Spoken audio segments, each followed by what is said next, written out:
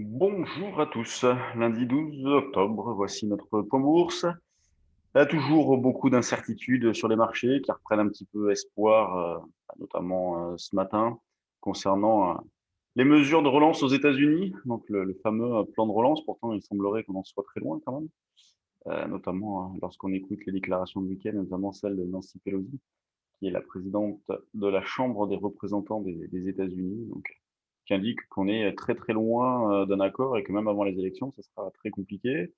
Au niveau sanitaire, on a eu ce week-end une poursuite de la dégradation de la situation, donc avec de nouvelles mesures restrictives.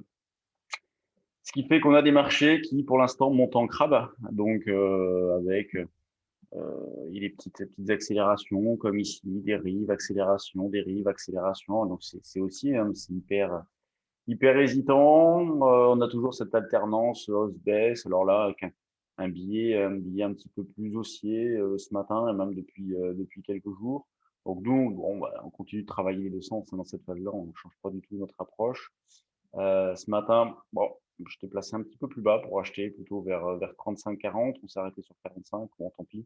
Je verrai peut-être pour payer un double appui sur 45.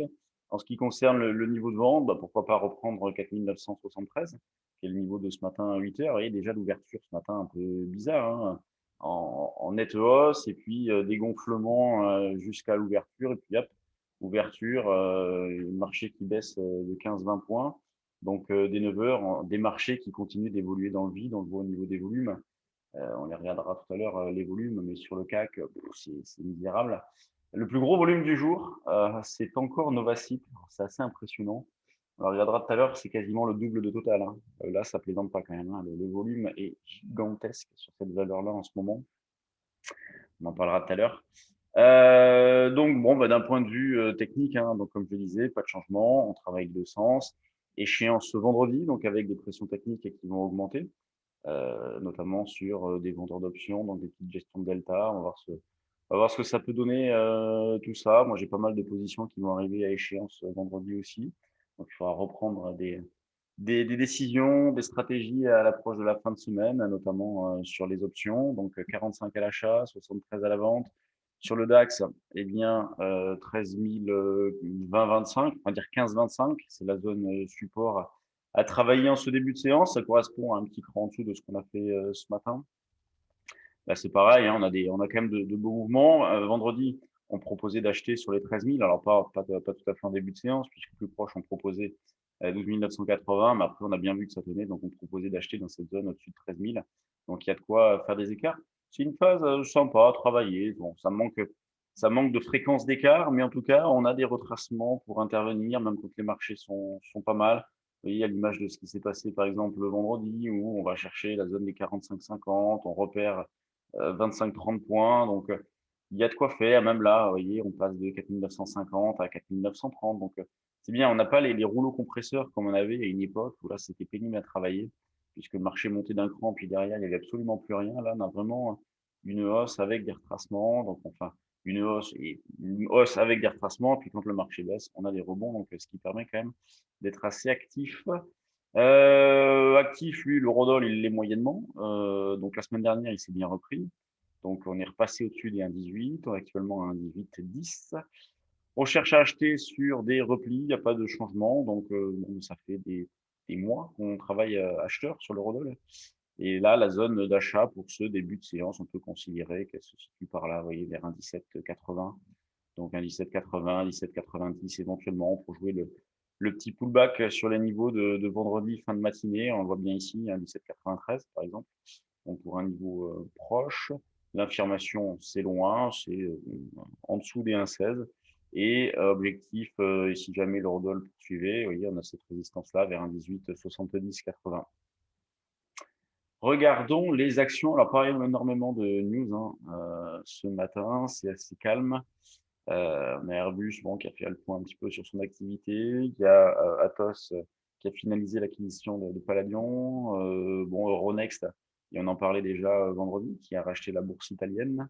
Toujours le dossier Veolia, Engie, Suez. Et quand on regarde les valeurs du CAC, voyez, on est exactement dans la même configuration que la semaine dernière, avec des valeurs en retard qui surperforment, notamment des bancaires, avec la SocGen, plus forte hausse du CAC.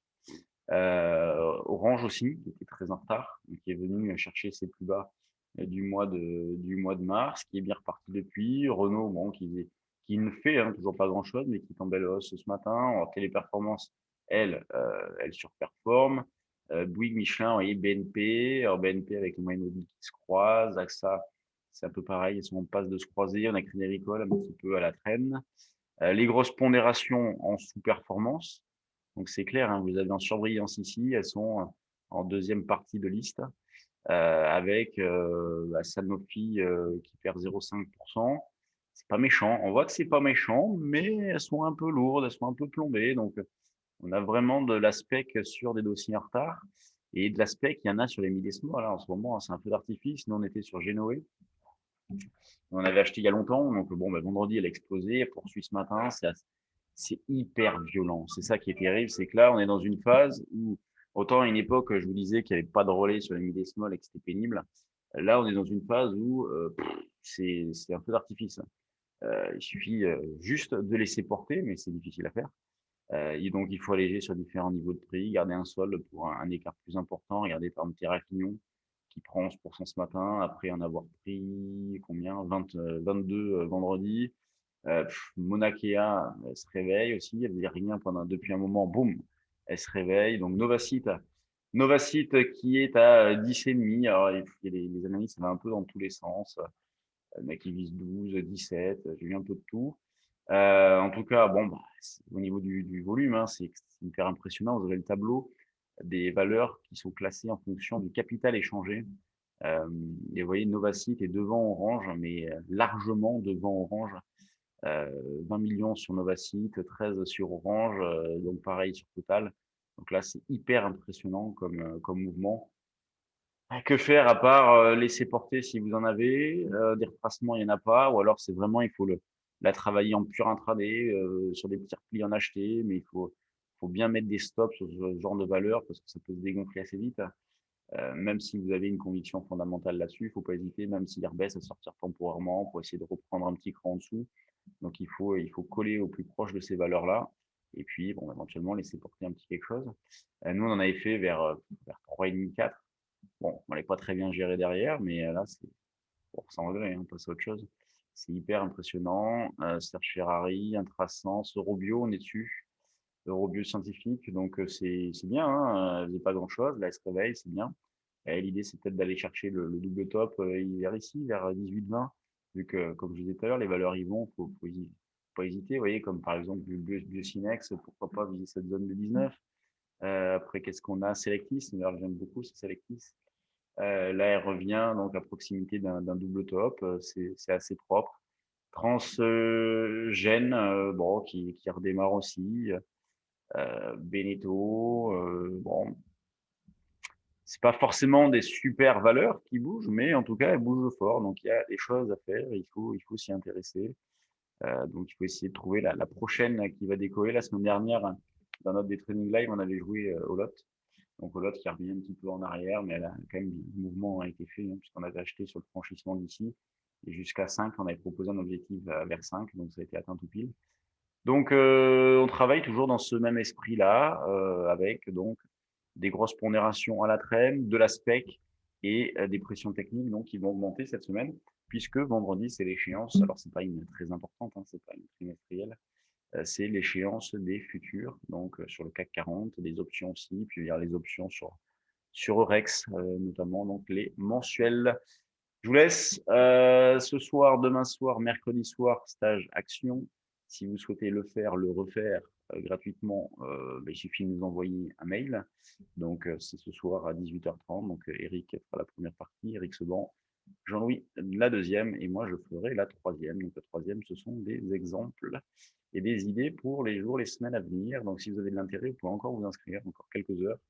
Et moi, je vous retrouve donc demain matin, 9h30, pour un nouveau point bourse. Allez, salut!